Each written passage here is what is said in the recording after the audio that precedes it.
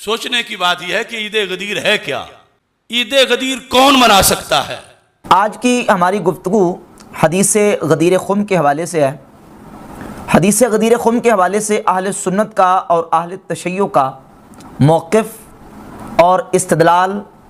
سنی شیعہ کتابوں کے حوالے سے انشاءاللہ تعالیٰ دلائل کے ساتھ ہم اس پر گفتگو کریں گے۔ عید غدیر کیا ہے اور یہ کیوں منائی جاتی ہے؟ کیا واقعی روافض عید غدیر کو سیدنا عثمان غنی رضی اللہ تعالیٰ عنہ کی شہادت کی خوشی میں مناتے ہیں؟ عید غدیر کی حقیقت کیا ہے؟ اس پر میں آپ کے لیے ایک اہم ویڈیو لے کر کے حاضر ہوا ہوں۔ اس ویڈیو میں آپ کے سامنے عید غدیر کی حقیقت کو ڈاکٹر اشرف آصف جلالی اور مفتی راشد محمود رضوی صاحب بیان کریں گے۔ میری آپ سے گزارش یہ ہے کہ آپ لوگ سنیں عید غدیر کی کہانی دو جید علماء کرام کی زبانی۔ اس میں کوئی شک نہیں کہ رسول اکرم نور مجسم شفیع معظم صلی اللہ علیہ وسلم نے حضرت مولا علی رضی اللہ تعالی عنہ کو مولا قرار دیا۔ من کنت مولا ہو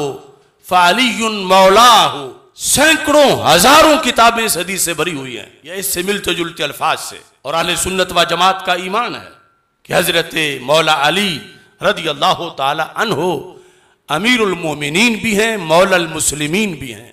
مگر وہ جو میں نے کہا تھا کہ کچھ لوگ ایسے زون میں آ چکے ہیں کہ داتا صاحب یا بورڈ لگا کے سواریاں گامے شاہ جا اتارتے ہیں، وہ تازہ عید غدیر منانے کے درپے ہے 18 ذوالحج۔ سوچنے کی بات یہ ہے کہ عید غدیر ہے کیا؟ عید غدیر کون منا سکتا ہے؟ روافض نے یہ جشن منایا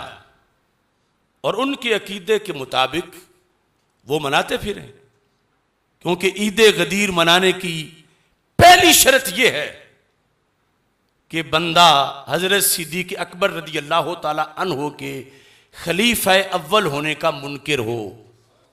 یہ پہلی شرط ہے۔ دوسری شرط یہ ہے کہ حضرت فاروق اعظم رضی اللہ تعالی عنہ کے خلیفہ دوم ہونے کا منکر ہو۔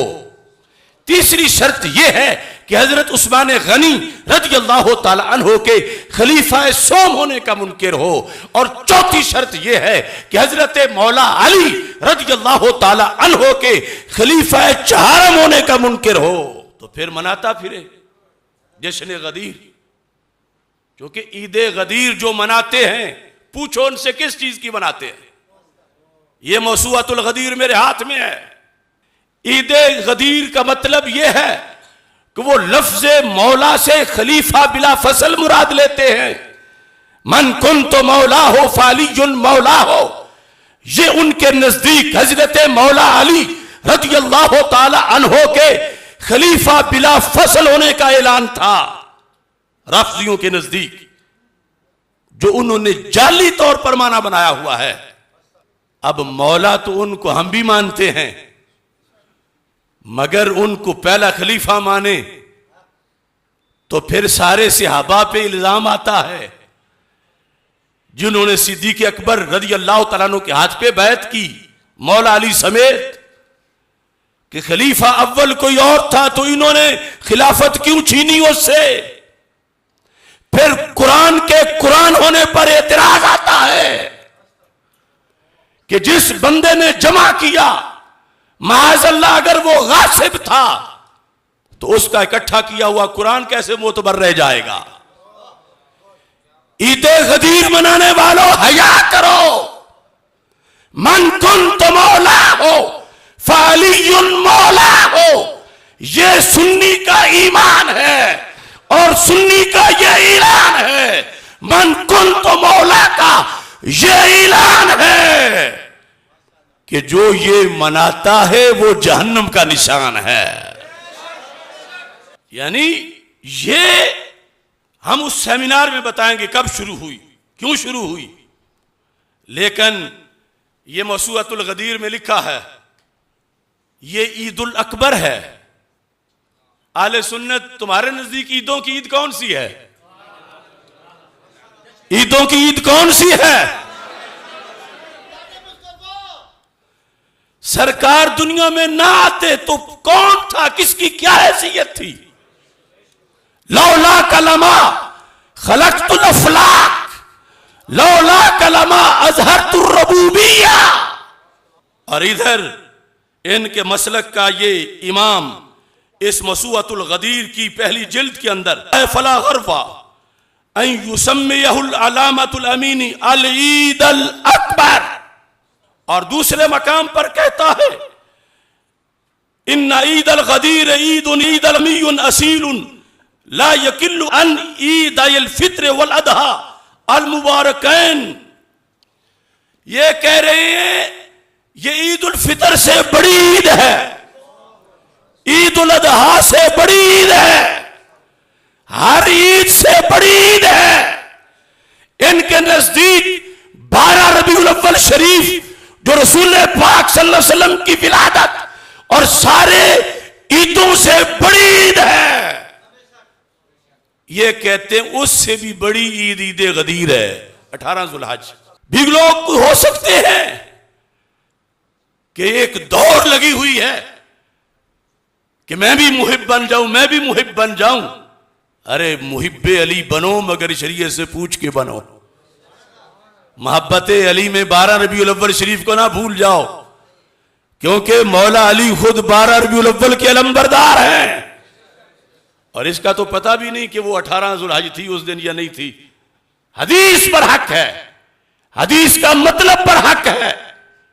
मगर उससे रवाफिज ने जो गलत माना उसका अखज करके जो कुछ ढोंग रचाया वो झूठ है, 100% झूठ है। अगर मुझ पे एतमाद नहीं तो पीर मेर अली शाह साहब की किताबें पढ़ लो। आज ये भी बड़ा मसला है, हमें कहेंगे ये जो मुल्ला है मौलवी है तो सैयद की बात पढ़ो, बड़ों की बात पढ़ो। वो बताते हैं कि हदीस गदीर का मतलब क्या है, सबब क्या था, किस वजह से रसूल पाक सल्लल्लाहु अलैहि वसल्लम ने ऐलान किया। फजीलत बहुत बड़ी है, मगर मेरे नबी अलैहिस्सलाम ने गदीर खुम के मकाम पर मौला अली रज़ी अल्लाह तआला अन्हु को हरगिज हरगिज हरगिज खलीफा नहीं बनाया था। मौला का लफ्ज बोला है, लेकिन मौला का माना खलीफा कहां है? वो मौला हैं, वो मौला थे, अली मौला रहेंगे, उनकी वलायत बरहक है। वो मौला बमाना खलीफा नहीं है, वो मौला बमाना मददगार है, वो मौला बमाना मुअय्यद है, वो मौला बमाना नासिर है,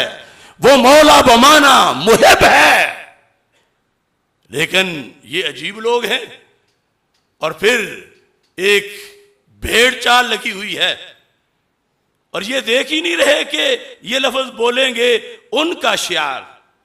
तो वो तो इसलिए मना रहे हैं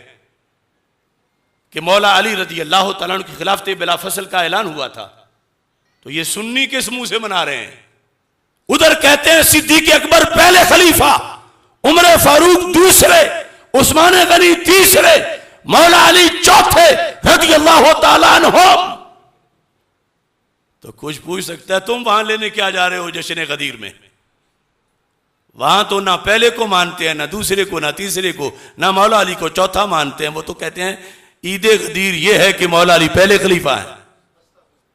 सूना जंगल रात अंधेरी छाई बदली काली है, सोने वालों जागते रहना चोरों की रखवाली है, और जो हक बताया अब उसके लिए गाली है। अब कितने मेंढक बिलों से निकल आएंगे कि ये जलाली ने तौहीन कर दी, ये कर दिया, ये बुग़्ज़ अली है। ऐसे करोड़ों को मैं जूते की नोक के नीचे रख के कह रहा हूं, करोड़ गाली दो जलाली को, मगर दीने नबी का परचम हमेशा सर बुलंद रहेगा।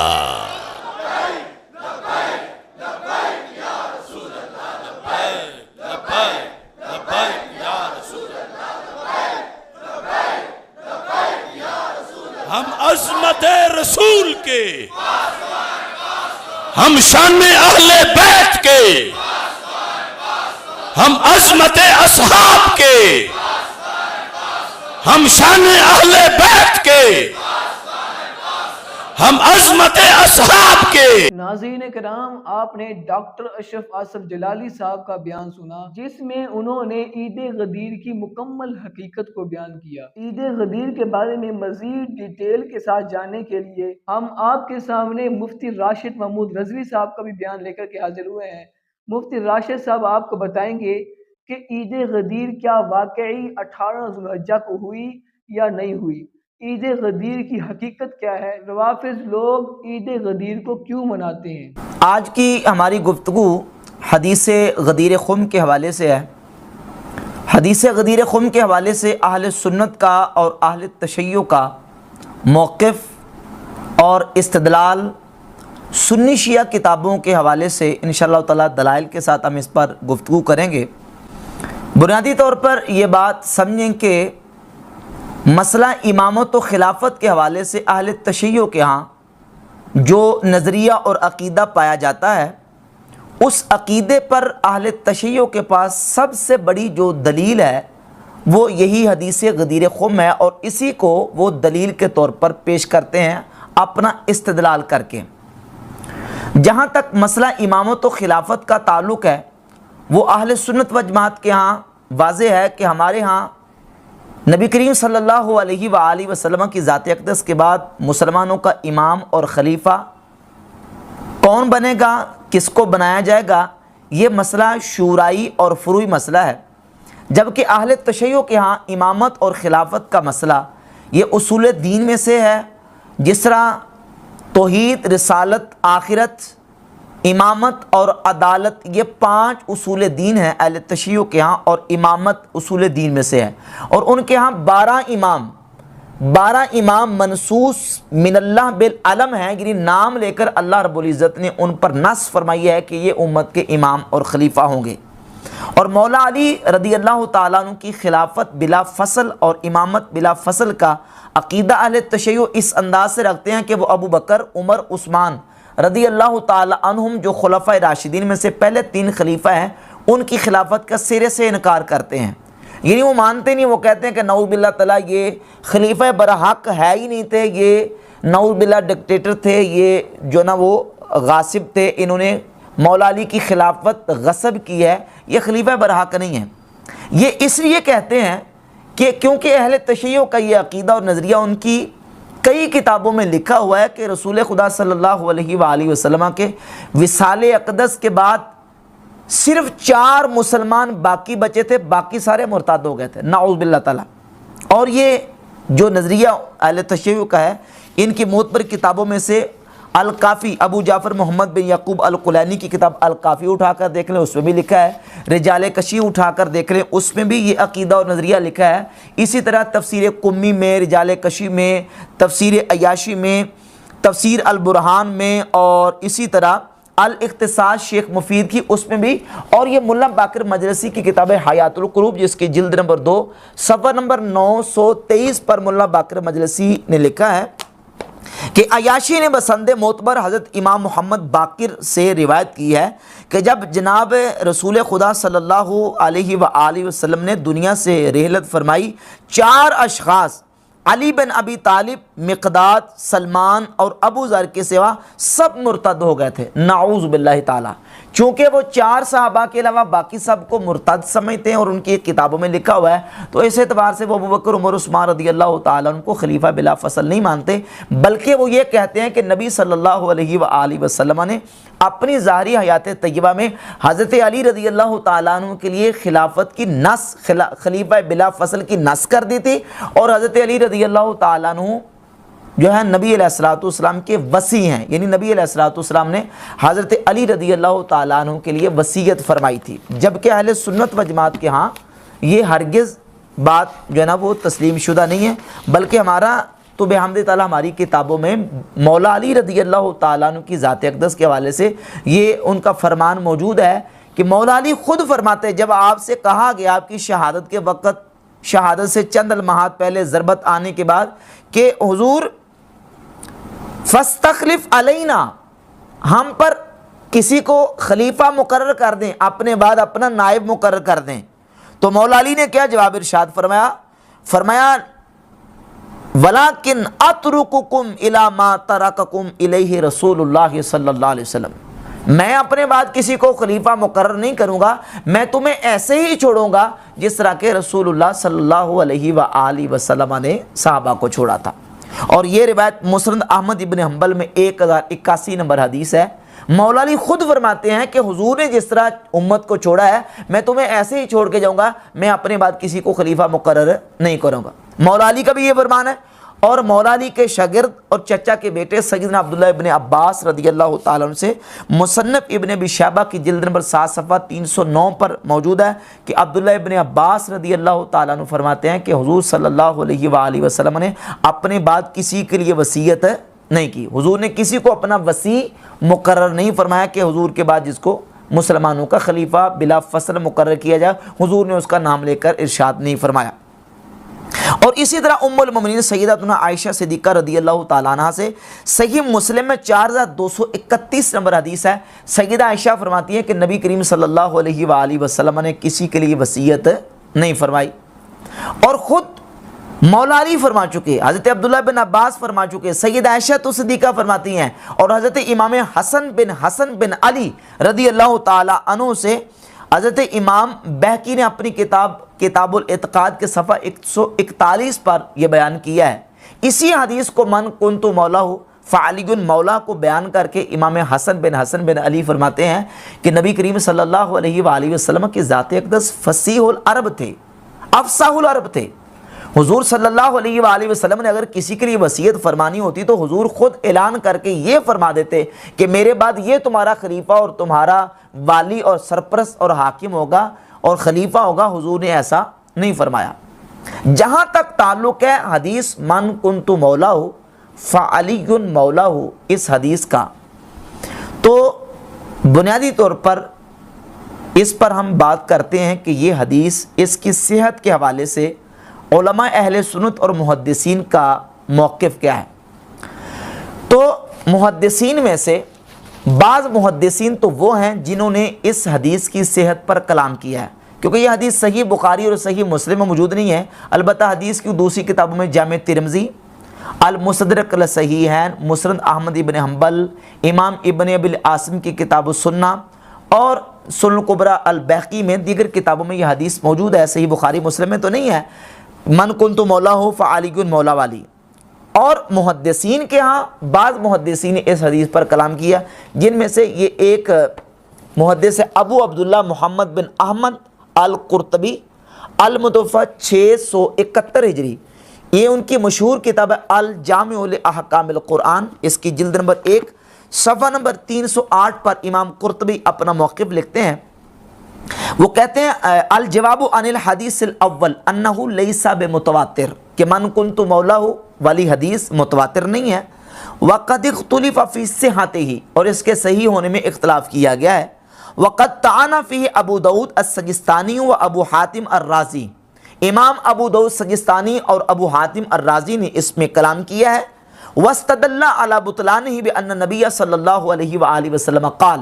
और इन दोनों मुहद्दिसीन ने इस हदीस पर कलाम इस एतबार से किया है। वो कहते हैं सही बुखारी में आने वाली 3512 नंबर हदीस जो है वो इस हदीस के मुआरिज़ आती है। और वो हदीस है कि नबी करीम सल्लल्लाहु अलैहि वसल्लम ने कुछ कबीलों का जिक्र किया कि मुज़ैना, जोहन्ना, गिफ़ार, असलम, कुरैश, अंसार, ये हुजूर ने जो कबीलों का जिक्र किया तो जिक्र करके फरमाया कि मवालिया दून अन्नास, ये मेरे मौला हैं,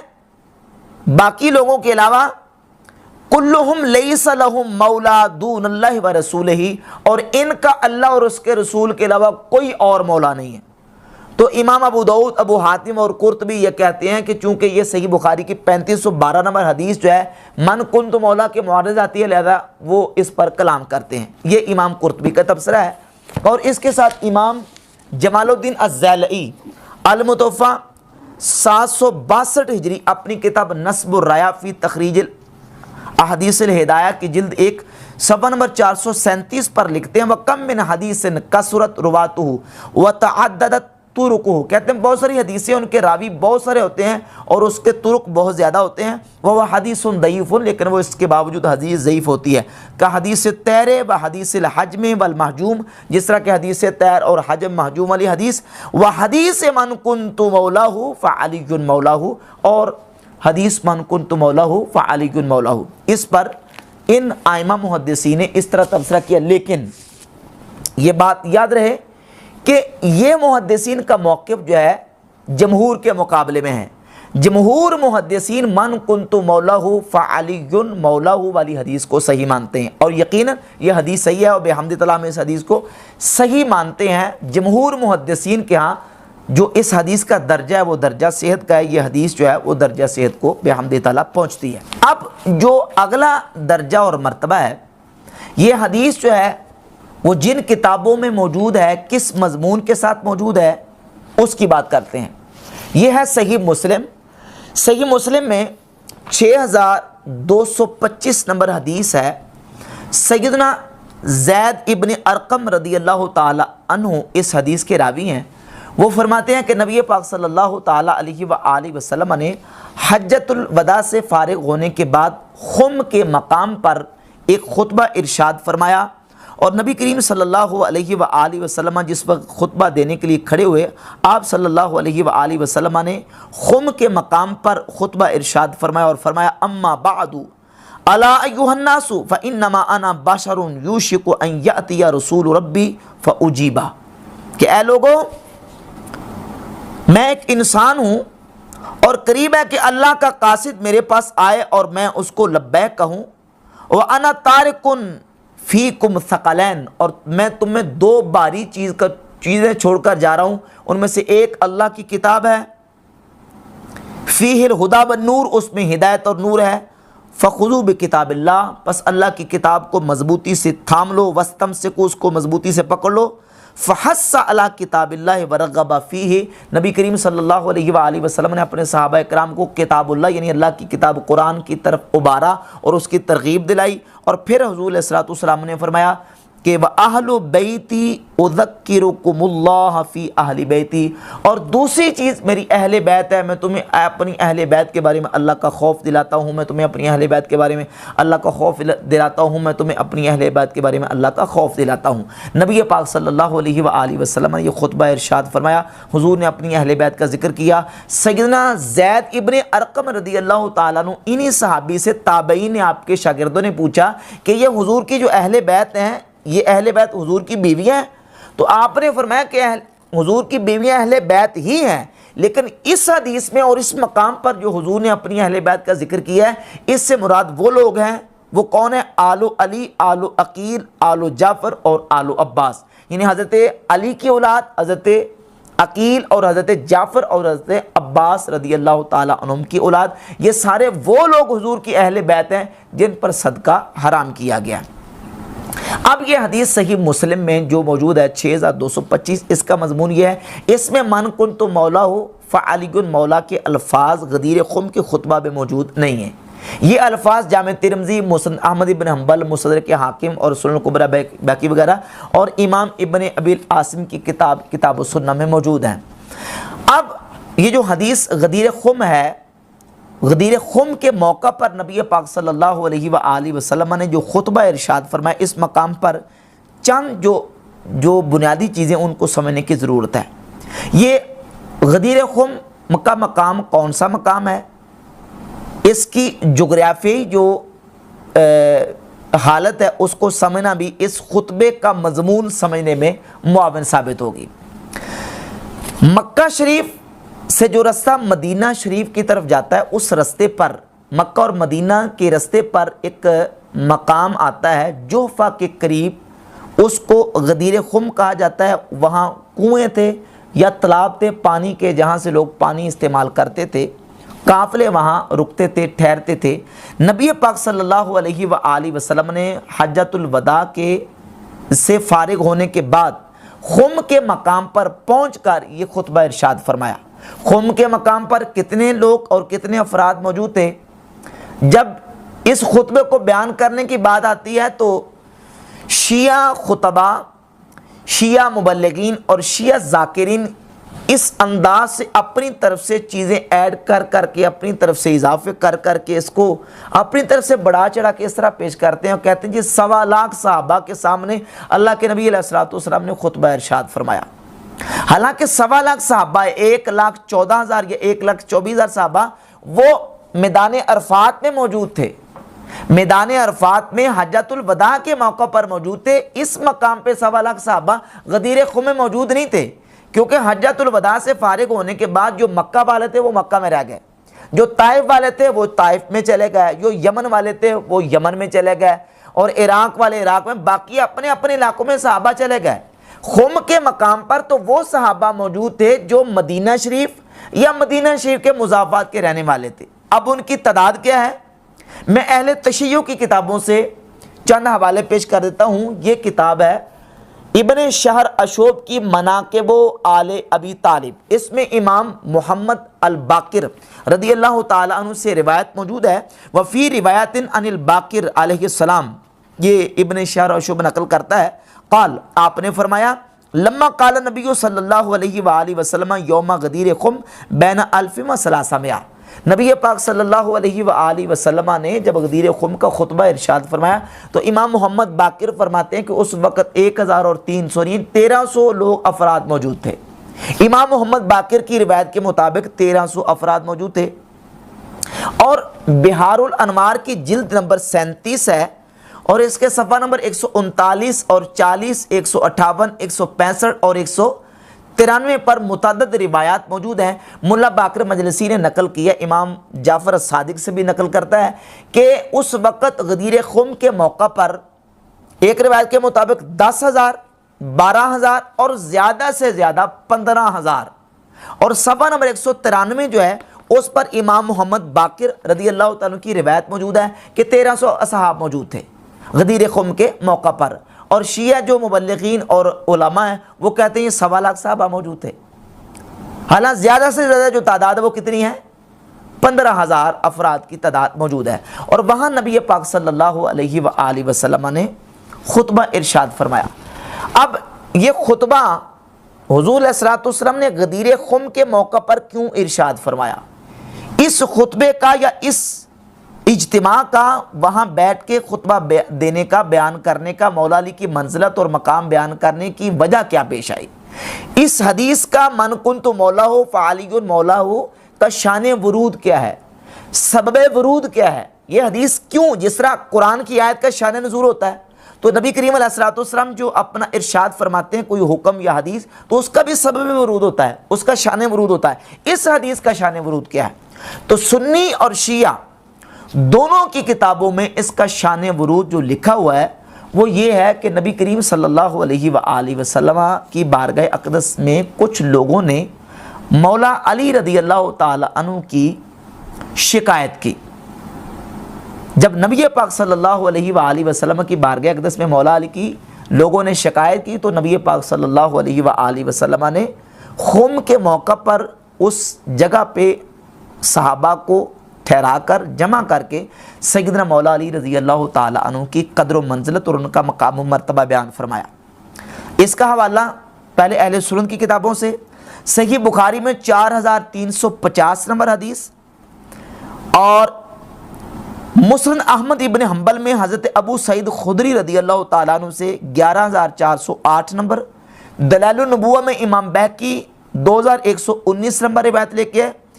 اور جامع ترمذی میں 3712 نمبر، شرح اصول اعتقاد اہل سنہ حافظ ہبۃ اللہ اللالکائی کی 2640 نمبر روایت، اور المستدرک علی الصحیحین میں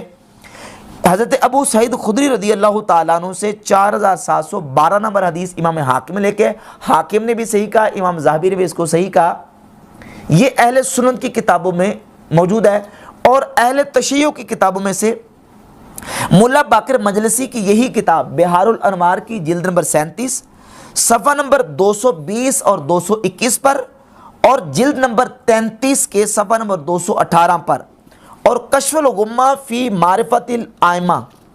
علامہ اربلی کی کتاب جلد نمبر 1 صفحہ نمبر 288، 288 اور 289، ان دونوں صفحات پر اس کا شان ورود کچھ اس طرح موجود ہے۔ اس بات پر سنی شیعہ دونوں متفق ہیں کہ جب نبی کریم صلی اللہ علیہ وآلہ وسلم مدینہ شریف سے مکہ شریف کی طرف حج کے لیے روانہ ہوئے تو آپ صلی اللہ علیہ وآلہ وسلم نے حضرت علی رضی اللہ تعالیٰ عنہ کو یمن کی طرف خمس لینے کے لیے روانہ فرمایا، کیونکہ حضرت خالد بن ولید کی طرف سے حضور علیہ السلام کی بارگاہ اقدس میں پیغام آیا تھا کہ یا رسول اللہ یمن میں جو مال غنیمت حاصل ہوا ہے اس کا خمس آپ کسی کو بھیج کے منگوا لیں۔ تو نبی کریم علیہ السلام نے حضرت علی کو یمن کی طرف بھیجا کہ علی یمن جائیں اور جا کے وہاں سے مال غنیمت اور خمس لیں اور آپ مکہ پہنچیں اور وہاں آ کے حج میں ہمارے ساتھ شریک ہو جائیں۔ حضرت علی رضی اللہ تعالیٰ عنہ یمن گئے اور اسی طریقے سے آپ مال غنیمت اور خمس لے کے مکہ شریف واپس آئے۔ جب یمن گئے نا تو یمن میں سیدنا مولا علی رضی اللہ تعالیٰ عنہ نے خمس وصول کیا۔ خمس وصول کر کے آپ نے اس خمس میں سے جو مال تھا اس میں تصرف فرمایا، اس کو استعمال کیا۔ اب وہاں جو موجود صحابہ تھے ان میں سے حضرت برادہ بن حسیب اسلمی جو تھے انہیں اس بات پر بڑا رنج ہوا اور وہ بڑے اس پر خفا ہوئے اور انہوں نے اس پر جو ہے نا وہ حضرت علی رضی اللہ تعالیٰ عنہ پر جو ہے نا وہ ناراض ہوئے کہ آپ نے اس خمس میں سے کیوں استعمال کیا، جبکہ حضرت علی اپنی جگہ پر برحق تھے۔ اصل میں غلط فہمی حضرت برادہ بن حسیب اسلمی کی ہوئی، وہ یہ سمجھے کہ شاید حضرت علی نے اس میں نعوذ باللہ ناجائز تصرف کیا ہے خمس میں سے، جبکہ حضرت علی رضی اللہ تعالیٰ عنہ حق پر تھے، کیونکہ خمس اہل بیت کا حق ہے۔ مولا علی نے اس خمس میں سے ایک لونڈی اپنے لیے رکھ لی تو انہوں نے اپنے حق کو استعمال کیا، جو تصرف کیا وہ خمس میں سے اہل بیت کا حق تھا، انہوں نے اپنے حق کو استعمال کیا۔ تو حضرت برادہ اسلمی نے جب یہ دیکھا تو اس پر وہ ناراض ہوئے، خفا ہوئے، اس پر ناراضگی ہوئی اور وہ بات رسول خدا صلی اللہ علیہ وآلہ وسلم کی بارگاہ اقدس میں آ کے انہوں نے حضرت برادہ بن حسیب اسلمی نے آ کے بیان کی۔ یہ اس بات کو شیعہ عالم اربلی نے اپنی کتاب کشف الغمہ کی پہلی جلد صفحہ نمبر 288 اور اگلے صفحے پر اس کو بیان کیا ہے کہ برادہ اسلمی کہتے ہیں غزوت مع علی الی الیمن فرأیت منہ جفوۃ، میں حضرت علی کے ساتھ یمن گیا تو میں نے ان سے کچھ تنگی محسوس کی۔ فقدمت علی رسول اللہ صلی اللہ علیہ وسلم فذکرت علیٰ فتنقصتہ، میں نبی کریم علیہ السلام کی بارگاہ میں واپس آیا اور حضور سے آ کے حضرت علی کی شکایت کی۔ جب میں نے حضور کی بارگاہ میں حضرت علی کی شکایت کی فرأیت وجہ رسول اللہ صلی اللہ علیہ وسلم تغیرا، تو اللہ کے رسول صلی اللہ علیہ وآلہ وسلم کی چہرہ مبارکہ کو میں نے دیکھا کہ حضور کا چہرہ غصے سے متغیر ہو گیا، یعنی سرکار نے ناراضگی کا اظہار کیا حضرت برادہ بن حسیب اسلمی کی شکایت پر جو انہوں نے حضرت علی کی ہے۔ اب یہ ایک واقعہ، اور دوسرا واقعہ بھی علامہ اربلی نے کشف الغمہ کے اسی صفحے پر بیان کیا اور حضرت برادہ اسلمی سے ہی بیان کیا۔ اور اسی طرح اہل سنت کی کتابوں میں سے مسند احمد ابن حنبل میں امام احمد بن حنبل 11408 نمبر حدیث حضرت ابو سعید خدری رضی اللہ تعالیٰ عنہ سے لے کے ہے،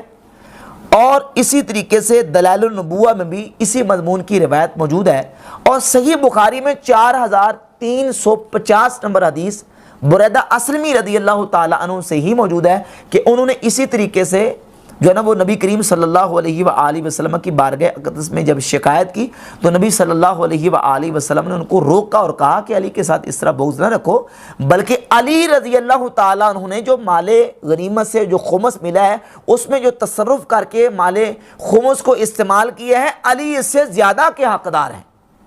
اب یہ شکایات جب رسول اللہ صلی اللہ علیہ وآلہ وسلم کی بارگاہ اقدس میں صحابہ کی طرف سے حضرت علی کے بارے میں موصول ہوئیں تو نبی کریم صلی اللہ علیہ وآلہ وسلم نے صحابہ اکرام کو خم کے مقام پر جمع کیا اور وہاں خطبہ ارشاد فرمایا۔ سنی اور شیعہ دونوں کتابوں میں ملا باقر مجلسی کی کتاب بہار الانوار کی جلد 37 میں حوالہ پیش کر چکا، جلد 33 سے حوالہ پیش کیا، اور کشف الغمہ فی معرفت الائمہ علامہ اربلی کی اس کتاب سے حوالہ پیش کیا، اور اہل سنت کی تو کئی کتابوں میں یہ قصہ اور واقعہ موجود ہے کہ اس کا سبب ورود اور شان ورود یہ ہے کہ صحابہ نے نبی صلی اللہ علیہ وآلہ وسلم کی بارگاہ اقدس میں مولا علی کی جب شکایت کی تو نبی کریم صلی اللہ علیہ وآلہ وسلم نے اس موقع پر یہ خطبہ ارشاد فرمایا۔ اب اس خطبے کے حوالے سے جو شیعہ علماء ہیں، شیعہ مقررین ہیں، خطبہ ہیں، اور بعض ان کی کتابوں میں یہ واقعات لکھے ہوئے ہیں، اس خطبے کو وہ قرآن کی 2 آیتوں کے ساتھ جوڑتے ہیں۔ ان میں سے ایک آیت الیوم اکملت لکم دینکم واتممت علیکم نعمتی ورضیت لکم الاسلام دینا، کہتے ہیں جی یہ آیت نازل ہی اس وقت ہوئی ہے جب غدیر خم میں رسول اللہ صلی اللہ علیہ وآلہ وسلم نے حضرت علی کی خلافت بلا فصل اور ان کی امارت اور ان کی امامت اور ان کے والی ہونے کا اعلان کیا ہے۔ حالانکہ قرآن مجید کی یہ آیت سورۃ المائدہ کی یہ حجۃ الوداع کے موقع پر عرفہ کے دن جمعہ شریف کے دن میں نازل ہوئی ہے۔ صحیح بخاری میں حدیث نمبر 45 موجود ہے، اور اس کے علاوہ جو اہل تشیع کی مستند اور معتبر کتابوں میں سے سب سے معتبر کتاب ہے الاصول من الکافی، ابو جعفر محمد بن یعقوب الکلینی کی، اس کی جلد نمبر 1 کتاب الحجہ، حدیث کا نمبر ہے 758۔ امام محمد باقر رضی اللہ تعالیٰ عنہ فرماتے ہیں وَإِنَّمَا أَتَاهُ ذَلِكَ فِي يَوْمِ الْجُمُعَةِ بِعَرَفَةَ أَنزَلَ اللَّهُ عَزَّ وَجَلَّ الْيَوْمَ أَكْمَلْتُ لَكُمْ دِينَكُمْ۔ امام محمد باقر فرماتے ہیں الْيَوْمَ أَكْمَلْتُ لَكُمْ دِينَكُمْ، یہ جمعہ کے دن عرفہ کے روز نازل ہوئی ہے۔ صحیح بخاری بھی کہتی ہے کہ یہ جمعہ کے دن عرفہ کے روز نازل ہوئی ہے، اور اصول کافی بھی کہہ رہی ہے کہ یہ جمعہ کے دن عرفہ کے روز نازل ہوئی ہے، جبکہ شیعہ مقررین اور خطبہ اس آیت کو جوڑتے ہیں غدیر خم کے ساتھ، جو کہ 18 ذو الحجہ کو پیش آیا، اور عرفہ جو ہے وہ 9 ذو الحجہ کو جو ہے وہ جمعہ کے دن خطبہ نبی کریم صلی اللہ علیہ وآلہ وسلم نے وہاں ارشاد فرمایا، اور یہ آیت عرفہ کے دن جمعہ کے دن 9 ذو الحجہ کو نازل ہوئی۔ اور دوسری آیت سورۃ المائدہ کی آیت نمبر 67 اللہ رب العزت نے یہ آیت مدینہ شریف میں نازل فرمائی، اور وہ آیت ہے یا ایھا الرسول بلغ ما انزل الیک من ربک، اے رسول جو آپ پر آپ کے رب کی طرف سے نازل کیا گیا ہے اس کو پہنچا دیں۔ ان لم تفعل فما بلغت رسالتہ، اگر آپ نے یہ نہ پہنچایا تو آپ نے اپنی رسالت کا حق ادا نہیں کیا۔ واللہ یعصمک من الناس، اور اللہ آپ کو لوگوں سے بچا کے رکھے گا۔ اب اس آیت کو جوڑتے ہیں جی کہ اس آیت میں اللہ تعالیٰ نے حضرت علی کی خلافت بلا فصل اور ان کی امامت کا اعلان کیا ہے، اور اللہ تعالیٰ نے فرمایا کہ اے نبی حضرت علی کی خلافت اور خلیفہ بلا فصل ہونا اور ان کا امت کا والی اور امام ہونا امت تک پہنچا دیں۔ جبکہ یہ آیت مدینہ شریف میں نازل ہوئی ہے، اس وقت کے جس وقت اللہ رب العزت کے محبوب صلی اللہ علیہ وآلہ وسلم یہودیوں اور عیسائیوں سے اپنی حفاظت کے لیے باقاعدہ اپنے حارس اور محافظ نگہبان رکھا کرتے تھے۔ اپنے صحابہ کرام کو حضور مقرر کیا کرتے تھے کہ تم نے میرے حارس اور محافظ کے طور پہ تم نے حفاظت کرنی، اور صحابہ کرام بطور حارس اور محافظ کے رسول اللہ صلی اللہ علیہ وسلم کی حفاظت کیا کرتے تھے۔ تو چونکہ یہودیوں سے اور عیسائیوں سے، بالخصوص مدینہ کے یہودیوں سے یہ خدشہ تھا کہ وہ نبی صلی اللہ علیہ وآلہ وسلم کی جان کے دشمن تھے، حضور کو نقصان پہنچائیں گے، تو اللہ رب العزت نے سورۃ المائدہ کی آیت نمبر 67 نازل فرمائی اور فرمایا کہ واللہ یعصمک من الناس، اللہ لوگوں سے آپ کی حفاظت فرمائے گا۔ اور یہی تفسیر اور یہی شان نزول جو ہے وہ یہ شیعہ کی کتاب تفسیر فرات الکوفی ہے، فرات بن ابراہیم بن فرات الکوفی کی، اس کے صفحہ 37 پر لکھا ہوا ہے کہ کان النبی صلی اللہ علیہ وآلہ وسلم یتحارسہ اصحابہ، کہ رسول اللہ صلی اللہ علیہ وآلہ وسلم کے صحابہ حضور کے حارس اور نگہبان اور محافظ بن کے حضور کی حفاظت کیا کرتے تھے۔ فانزل اللہ تعالی، پس اللہ رب العزت نے یہ آیت نازل فرمائی یا ایھا الرسول بلغ ما انزل الیک من ربک وان لم تفعل فما بلغت رسالتہ واللہ یعصمک من الناس، یہ پوری آیت اللہ نے نازل فرمائی۔ آگے لکھا ہے فتارک الحرث، اس آیت کے نازل ہونے کے بعد رسول اللہ صلی اللہ علیہ وآلہ وسلم نے حارسوں کو ترک کر دیا، حین اخبرہ اللہ انہ یعصمہ من الناس، جب اللہ نے حضور کو خبر دے دی کہ اللہ آپ کی حفاظت فرمائے گا۔ یہ تفسیر فرات الکوفی میں بھی یہی تفسیر لکھی ہے، اور ملا باقر مجلسی نے اپنی کتاب بہار الانوار کی جلد نمبر 16 اور جلد نمبر 16 کے صفحہ نمبر 257 پہ بھی اسی تفسیر کو بیان کیا ہے. یہ بہار الانوار ہے، اسی تقریباً سیم وہ جو تفسیر فرات الکوفی میں ہے، یہی سیم شان اس کا نزول بیان کیا ہے کہ نبی صلی اللہ علیہ وآلہ وسلم پہلے حارس مقرر کرتے تھے. جب اللہ تعالیٰ نے یہ آیت نازل فرمائی تو نبی کریم صلی اللہ علیہ وآلہ وسلم نے حارسوں کو ترک فرما دیا. اس میں مولا علی کی خلافت بلا فضل کا کوئی تذکرہ موجود نہیں ہے. اور پھر قرآن مجید کی اس آیت کا سیاق و سباق آپ دیکھیں، آیت نمبر 66 اور 68 دونوں آیتوں کو اس کے آگے اور پیچھے والی آیت کو دیکھیں. دونوں آیتوں میں جو ہے وہ ذکر یہود و نصارہ کا، عیسائیوں کا، یہودیوں کا ہو رہا ہے. اور انہی کے حوالے سے اللہ رب العزت نے اپنے محبوب صلی اللہ علیہ وآلہ وسلم کو فرمایا کہ اللہ رب العزت آپ کی لوگوں سے حفاظت کرے گا. آپ اللہ کا جو اعلان اور پیغام ہے، تبلیغ رسالت ہے، تبلیغ دین ہے، کھل کے کریں اور لوگوں تک اللہ کا پیغام پہنچا دیں، اپنی رسالت کا حق ادا فرما دیں. تو نبی پاک صلی اللہ علیہ وآلہ وسلم نے اللہ رب العزت کے حکم پر جو رسالت کا پیغام لوگوں تک پہنچا دیا. اور یہ آیات جو ہیں ان کا تعلق غدیر قوم کے ساتھ بالکل ہرگز نہیں ہے. بعض جھوٹی موضوع من گڑ بے سند اور ضعیف قسم کی روایات ان آیات کی تفسیر کے حوالے سے، شان نزول کے حوالے سے پیش کی جاتی ہیں. بالکل ان آیات کا جو ہے وہ شان نزول کے حوالے سے غدیر قوم کے ساتھ کوئی تعلق نہیں ہے. جب یہ بات واضح ہو گئی کہ یہ حدیث جو ہے اس کا سبب ورود اور شان ورود صحابہ کرام رضی اللہ تعالی عنہم کا شکایت کرنا تھا، اور اس پر نبی کریم صلی اللہ علیہ وآلہ وسلم نے یہ حدیث بیان کی. تو اب آ گیا اس حدیث کا جو ہے معنی وہ کیا ہے. شیعہ علماء جب اس حدیث کو بیان کرتے ہیں، چونکہ ان کے ہاں یہ حدیث ایک مارکۃ الارا دلیل ہے ان کے ہاں حضرت علی کی خلافت بلا فصل کی، اور اس سے وہ ثابت کرتے ہیں کہ حضرت علی رضی اللہ تعالیٰ نبی کریم صلی اللہ علیہ وآلہ وسلم کے خلیفہ بلا فضل. حالانکہ یہاں تو خلیفہ بلا فضل کا ذکر بھی نہیں ہے، نہ خلافت بلا فضل کا یہاں لفظ موجود ہے. نبی کریم صلی اللہ علیہ وآلہ وسلم کی ذات اقدس نے اگر مولا علی رضی اللہ تعالیٰ کی خلافت بلا فضل کا اعلان کرنا ہوتا تو حضور بالکل صاف لفظوں میں فرما دیتے کہ یہ علی میرے بعد تمہارا خلیفہ ہوگا، میرے بعد جو ہے وہ امت کا والی ہوگا. حضور بالکل واضح طور پر اعلان کر دیتے. اور اگر حضرت علی کی خلافت بلا فصل کا اعلان ہی کرنا مقصود ہوتا تو اس کا بہترین اور سب سے جو اعلیٰ مقام تھا، ذریعہ تھا، وہ میدان عرفات تھا. 9 ذو الحجہ کو نبی کریم صلی اللہ علیہ وآلہ وسلم میدان عرفات میں اعلان کر دیتے، جبکہ ایسا نہیں ہوا. تو معلوم ہوا کہ میدان عرفات کو چھوڑ کر غدیر قوم کے موقع پر چند ہزار صحابہ کے سامنے حضرت علی رضی اللہ تعالیٰ کے حوالے سے من کنت مولا ہو فعلی مولا ہو کا ارشاد فرمانا، یہ جو ہے وہ ایک خاص تناظر میں اور خاص اس کا سبب ورود، اس کی خاص وجہ ہے. اور وہ وجہ ہے صحابہ اکرام رضی اللہ تعالیٰ عنہ کی طرف سے جو شکایات موصول ہوئی تھی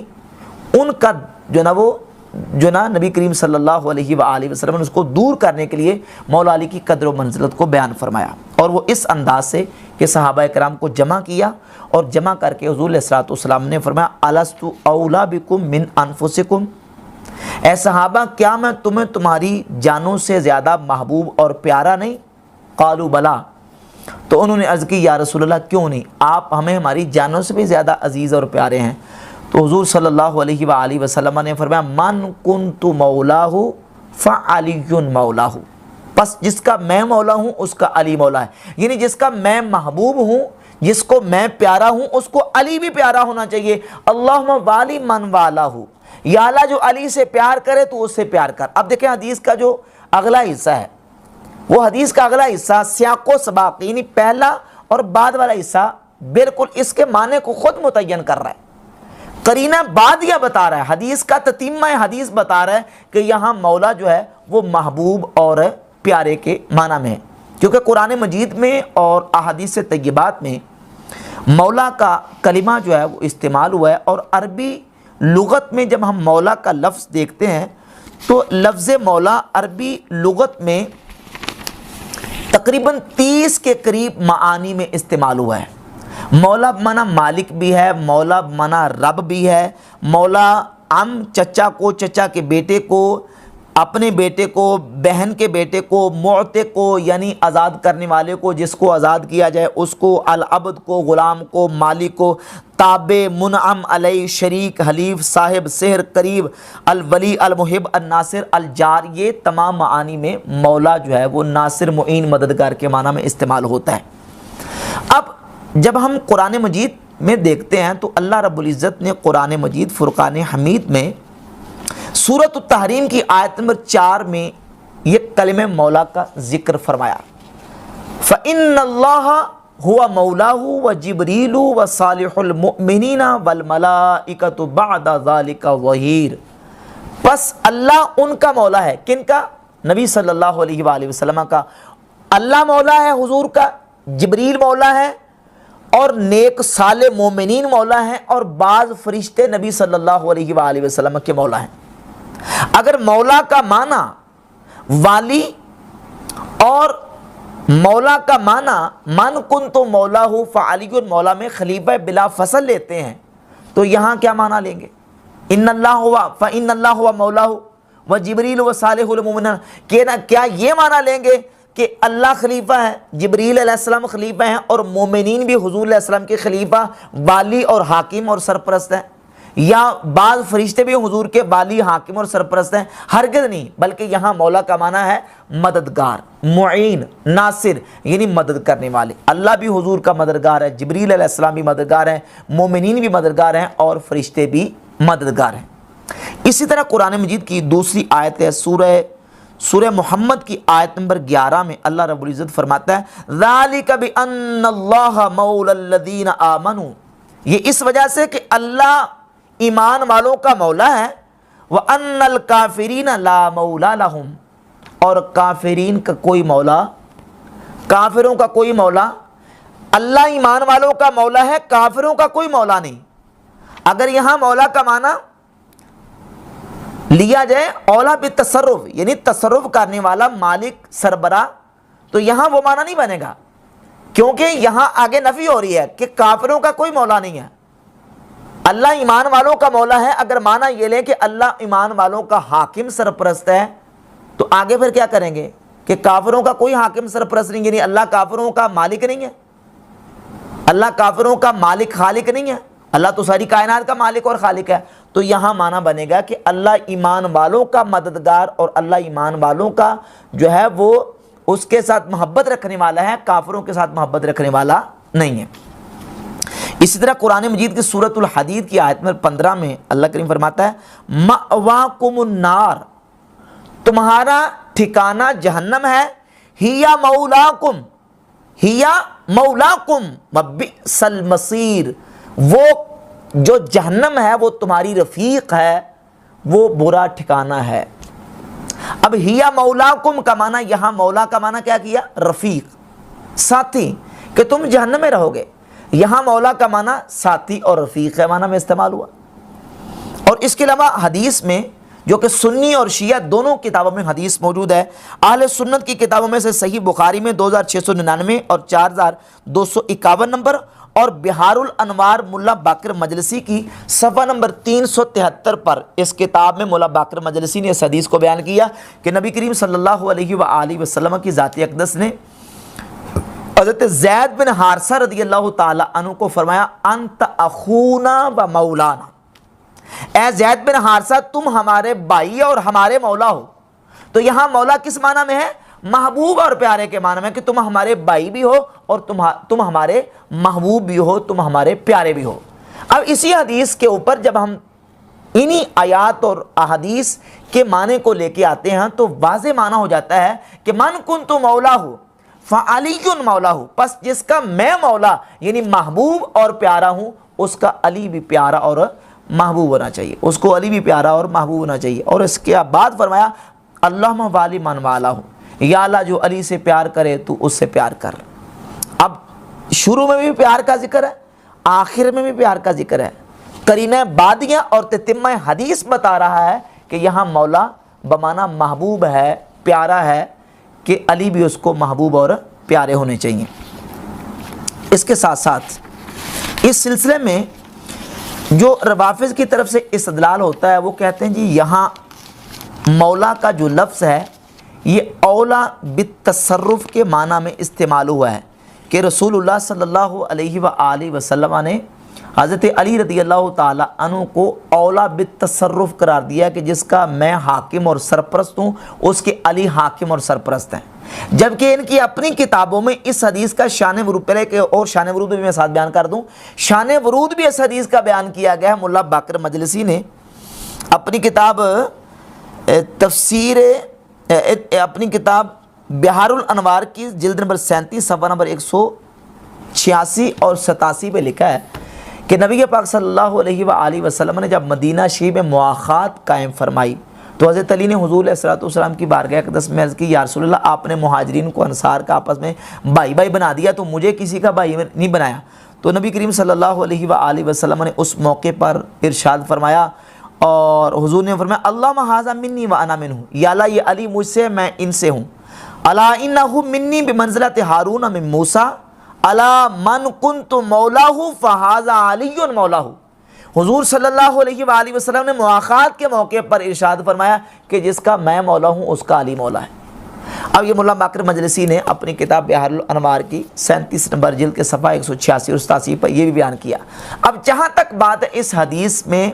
مولا کے لفظ کے استعمال کی، تو مولا کا بحمد تعالیٰ معنی بیان کر دیا کہ مولا جو ہے یہاں محبوب، معین، ناصر اور مددگار کے معنی میں استعمال ہوا ہے، اولا بالتصرف کے معنی میں استعمال نہیں ہوا۔ اور یہاں اولا بالتصرف کے معنی میں بن بھی نہیں سکتا۔ یہ حدیث نبی کریم صلی اللہ علیہ وآلہ وسلم کی ذات اقدس کی،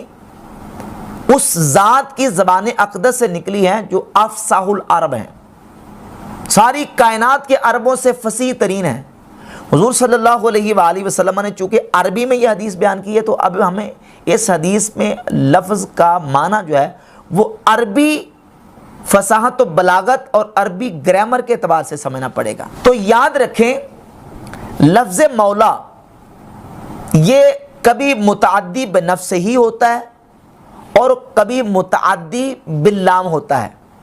متعدی بنفس ہی ہو یا متعدی باللام ہو،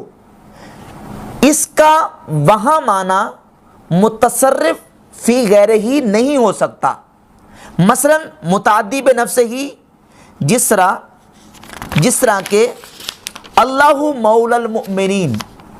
اللہ ایمان والوں کا مولا ہے، یہاں مولا متعدی بنفس ہی ہے۔ اور انا مولا لکا، میں تیرا مولا ہوں، یہاں متعدی باللام ہے، یعنی لام کے ساتھ متعدی ہے۔ متعدی بنفس ہی ہو یا متعدی باللام ہو، مولا کا معنی یہاں متصرف فی غیر ہی، یعنی غیر میں تصرف کرنے والا، یہاں معنی نہیں بنتا۔ اگر یہاں متصرف فی غیر ہی معنی مراد لیا جائے جہاں متعدی بنفس ہی ہوتا ہے یا متعدی باللام ہوتا ہے، تو قرآن مجید کی جو آیت پیچھے گزری ہے سورہ محمد کی، ذالک بان اللہ هو مولا الذین آمنوا، یہ اس وجہ سے کہ اللہ ایمان والوں کا مولا ہے، وان الکافرین لا مولا لہم، یہ جو آیت ہے کہ کافروں کا کوئی مولا نہیں ہے۔ اگر یہاں مولا کا معنی متصرف فی غیر ہی مراد لیا جائے تو پھر کیا معنی یہ کریں گے اس آیت میں کہ کافروں کا کوئی مولا نہیں ہے، یعنی اللہ جو ہے وہ نعوذ باللہ تعالیٰ کافروں میں تصرف نہیں کر سکتا، اللہ جو ہے وہ کافروں کا مالک نہیں ہے، حالانکہ اللہ تو ساری کائنات کا مالک ہے۔ تو یہاں معنی مولا کا ہوگا کہ اللہ رب العزت ایمان والوں کے ساتھ محبت کرتا ہے، موالات رکھتا ہے، ان کی مدد کرتا ہے، کافروں کے ساتھ اللہ محبت نہیں رکھتا۔ اسی طرح جب ہم دیکھتے ہیں لفظ اولا، تو لفظ اولا جو ہے یہ اس میں تفضیل کا صیغہ ہے، اور جب یہ متعدی من کے ساتھ ہوتا ہے، جب اولا من کے ساتھ متعدی ہو تو وہاں جو ہے وہ اولا بالتصرف کے معنی میں استعمال ہوتا ہے۔ نبی پاک صلی اللہ علیہ وآلہ وسلم نے اس حدیث میں مولا علی کے لیے لفظ مولا استعمال کیا ہے، اولا استعمال نہیں کیا، اولا سے مولا کی طرف عدول کیا ہے، یہ بتانے کے لیے کہ یہاں مولا محبوب کے معنی میں ہے، اولا بالتصرف کے معنی میں نہیں ہے، خلیفہ بلا فصل کے معنی میں نہیں ہے۔ تو بحمد تعالیٰ اس حدیث کا سیاق و سباق،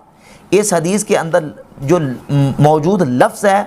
وہ بھی بالکل اس کا معنی واضح کرتا ہے کہ مولا بمعنی یہاں محبوب ہے، خلیفہ بلا فصل نہیں ہے۔ اگر یہاں مولا کا معنی خلیفہ بلا فصل ہوتا تو کوئی ایک موقع تو ہوتا مولا علی رضی اللہ تعالیٰ عنہ خود اس حدیث کو پڑھ کے استدلال کرتے اور کہتے کہ مجھے تو رسول خدا صلی اللہ علیہ وآلہ وسلم نے امت کا خلیفہ بلا فصل بنا دیا ہے، اور تم ابو بکر کی بیعت کیوں کر رہے ہو؟ بلکہ مولا علی رضی اللہ تعالیٰ عنہ سمیت تمام صحابہ نے حضرت صدیق اکبر رضی اللہ تعالیٰ عنہ کو امت کا امام اور خلیفہ بلا فصل حضور علیہ الصلوۃ والسلام کا تسلیم کیا ہے۔ سقیفہ بنی سعدہ میں ہی حضرت مولا علی رضی اللہ تعالیٰ عنہ جو ہے وہ بیان کرتے کہ مجھے تو حضور نے خلیفہ بلا فصل بنایا ہے، لیکن کوئی ایک موقع بھی ایسا نہیں ہے۔ بلکہ یہ نہج البلاغہ ہے مولا علی رضی اللہ تعالیٰ عنہ کے خطبات، جو کہ اہل تشیع کے ہم معتبر سمجھے جاتے ہیں، کیونکہ اس کو جمع کرنے والے شیعہ عالم ہیں شیخ شریف رضی، انہوں نے 4 صدی میں اس کو جمع کیا ہے ان خطبات کو۔ یہ خطبہ نہج البلاغہ، اس میں صفحہ نمبر ہے 643 اور 644۔ مولا علی رضی اللہ تعالیٰ خود خطبہ آپ ارشاد فرماتے ہیں، لکھتے ہیں انہو بایعن القوم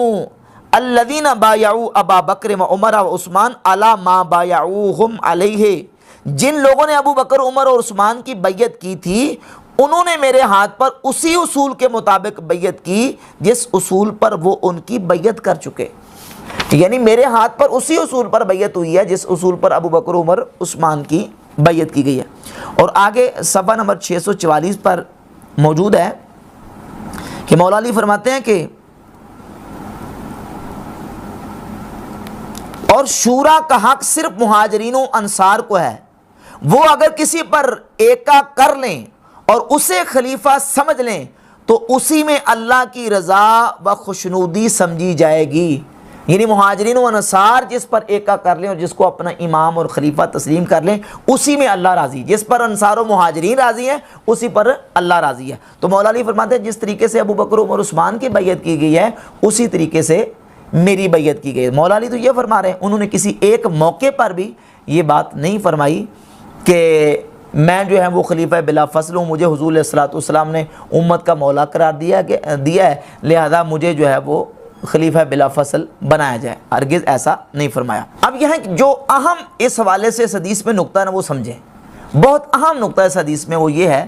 کہ نبی کریم صلی اللہ علیہ وآلہ وسلم نے حضرت علی رضی اللہ تعالیٰ عنہ کو امت کا مولا قرار دیا۔ اگر مولا کا معنی حاکم، والی اور سرپرست ہے تو اس حدیث کا مطلب کیا بنے گا کہ نبی کریم صلی اللہ علیہ وآلہ وسلم امت کے والی، حاکم اور سرپرست تو ہیں ہی، حضور کے ساتھ مولا علی بھی امت کے اس وقت حاکم اور سرپرست ہیں۔ حالانکہ ایک وقت میں 2 حاکم جمع نہیں ہو سکتے، 2 افراد کی، 2 لوگوں کی ایک وقت میں حاکمیت جمع نہیں ہو سکتی۔ یہ تو ہو سکتا کہ حضرت علی حضور صلی اللہ علیہ وآلہ وسلم کے بعد امت کے حاکم اپنے وقت پر بنے، وہ تو بات اپنی جگہ پہ بالکل بجا ہے، لیکن حضور صلی اللہ علیہ وآلہ وسلم کے مبارک زمانے میں حضور کی موجودگی میں حضور بھی امت کے حاکم ہوں اور حضرت علی بھی حاکم اور سرپرست اور والی ہوں، ایک وقت میں 2 حاکمیتیں جمع نہیں ہو سکتی۔ تو اب سوال یہ پیدا ہوتا ہے کہ حضرت علی حضور صلی اللہ علیہ وآلہ وسلم کی موجودگی میں ظاہری حیات طیبہ میں امت کے مولا تھے یا نہیں؟ اہل تشیع سے ہمارا یہ سوال ہے کہ سرکار کی موجودگی میں مولا علی حضور نبی کریم علیہ الصلوۃ والسلام کی موجودگی میں حضرت علی امت کے مولا تھے یا نہیں؟ ہم کہتے تھے۔ اب یہ جواب دیں، اگر یہ کہیں مولا بمعنی والی اور حاکم اور سرپرست حضور کی موجودگی میں تھے تو یہ تو ایک وقت میں 2 حاکم جمع ہونے لازم آئیں گے، اور ایک وقت میں 2 حاکم جمع نہیں ہو سکتے۔ سرکار کی موجودگی میں کوئی دوسرا حاکم نہیں ہو سکتا، تو حضرت علی پر مولا بمعنی حاکم کیسے ہو گئے؟ نہیں ہو سکتے۔ تو لا محالہ ماننا پڑے گا کہ مولا علی رضی اللہ تعالیٰ عنہ نبی کریم صلی اللہ علیہ وآلہ وسلم کی ظاہری حیات طیبہ میں بھی امت کے مولا بمعنی محبوب تھے، اس وقت بھی تھے، اب بھی ہیں، اور قیامت تک اور ہمیشہ مولا علی رضی اللہ تعالیٰ امت کے مولا ہیں، تھے ہیں اور رہیں گے مولا بمانا محبوب، نہ کہ مولا بمانا حضور کے زمانے میں حاکم۔ اپنے وقت پر جب خلافت ان کو ملی اس وقت وہ حاکم بنے، لیکن نبی کریم صلی اللہ علیہ وآلہ وسلم نے جو حدیث بیان کر کے حضرت مولا علی کو مولا قرار دیا ہے وہ بمانا محبوب ہے، کیونکہ ایک وقت میں دو محبتیں تو جمع ہو سکتی ہیں لیکن ایک وقت میں دو حاکم جمع نہیں ہو سکتے۔ آخر میں صرف یہ کہنا چاہوں گا کہ ناظرین کرام، آپ سب نے عید غدیر کی حقیقت کو سماعت کیا۔ روافظ لوگ صرف اور صرف عید غدیر سیدنا عثمان غنی کی شہادت کی خوشی میں مناتے ہیں، اور یہ لوگ جو غدیر خم والا واقعہ بیان کرتے ہیں اس کی وجہ سے یہ غدیر خم کی عید نہیں مناتے، بلکہ سیدنا عثمان غنی کی شہادت کی خوشی میں مناتے ہیں۔ امید ہے آپ سب کو آج کا یہ پیغام سمجھ میں آ گیا ہوگا۔ اگر آپ کو ہماری یہ ویڈیو پسند آئی ہے تو ہمارے چینل کو سبسکرائب کریں اور ہماری ویڈیو کو لائک لازمی کریں۔